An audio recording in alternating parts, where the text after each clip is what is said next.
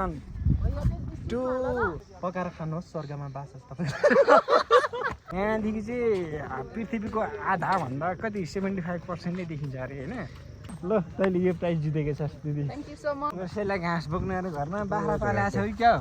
कि आफै खाने? राम्रो राम्रो छानेर आफै खाने हो घाँस बोक्नेहरूलाई कसै है। तर गमलामा पनि छ है अलिकति। केमा हुन्छ? गमलामा छ है। पर घरमा पनि छ होला त। मलाई चाहिँ के चाहिँ थाहा छैन भन न। के चाहिँ थाहा छ? त्योपट्टि के चाहिँ छ भन न, त्यो पनि भनिदिन्छु। सोधेर त हेर, मलाई सबै थोक थाहा छ क्या। यो चाहिँ नगरकोटको भ्यू टावर अरे। यहाँदेखि चाहिँ पृथ्वीको आधाभन्दा कति 75% नै देखिन्छ अरे होइन। तर आज चाहिँ होइन त्यो हिमालले कुहिरो कुहिरोले हिमाल चाहिँ के छ खरै नामा तन्किँदै गऱ्यो हो।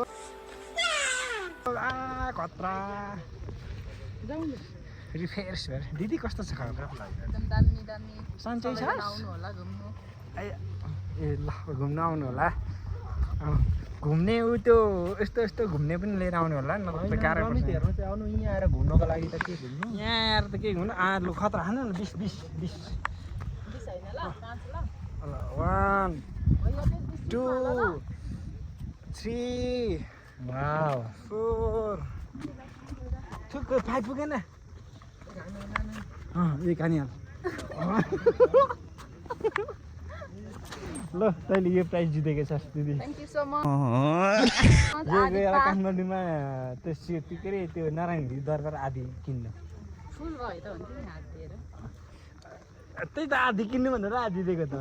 कस्तो यार तपाईँले जित्नु भयो। तपाईँ यहाँ यो तपाईँले एकदम 5 चोटि टिप्स गरेर यो पुरस्कार जित्नु भएको छ। यो पकाएर खानुहोस् स्वर्गमा बास होस् तपाईँ।